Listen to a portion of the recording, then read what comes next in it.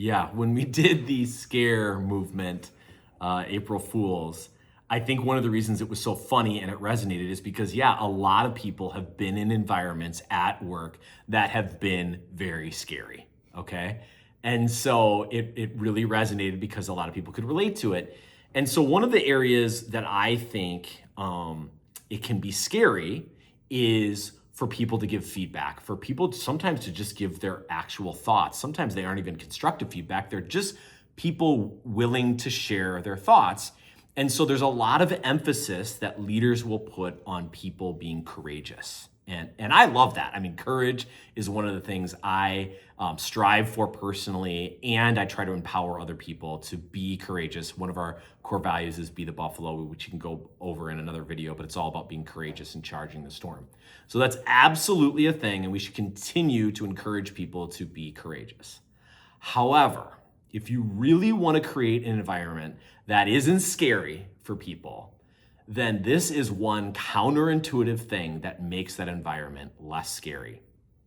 And that is whoever is on the receiving end of the feedback, okay? So one person's being courageous, and let's just assume that they are speaking, they are being very respectful in the way they're speaking, okay? They're not just getting their proverbial gun off. The person who's receiving that feedback, it is more beholden on you and incumbent on you on how you respond in order to make a psychologically safe environment. And so here's what I mean. If somebody comes to me and they give me feedback on some employee program that we have going or whatever, if I have a more intense, visceral reaction, even if I calm down later, and even if I ultimately agree with that person, they are less likely to speak up in the future, okay? Because the way they feel is like they're facing a firing squad. Even if my reaction is regarding somebody else or something else that they told me about, it's not even them, okay? That definitely happens if you're a leader in your organization, meaning somebody reports to you or you're higher up in the organization. But really, that's the case with everybody. There's a responsibility on the person who speaks up to speak out in courage.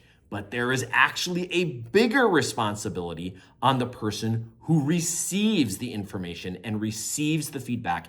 And it's that person that has the power to create a psychologically safe environment, a care environment, or conversely, to make a scary environment.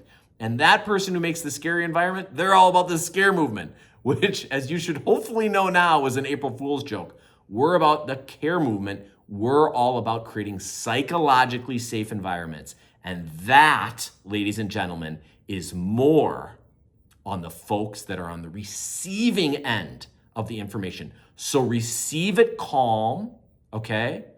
Be calm, be cool, be collected. Take the time on how you respond to people. Thank them for that feedback. It took a lot of courage to get there. So let's respect them for that and realize it's not just that moment that you're responsible for, but you've actually now created a domino effect on what type of environment that you are creating. And we want a psychologically safe environment. We want our people empowered to speak up. When they speak up, we get better ideas. When they speak up, we no longer have blind spots in things that are going to wreck our ideas, okay? So it's more incumbent on you as the receiver of the information to be calm, cool, collected, and create a psychologically safe environment.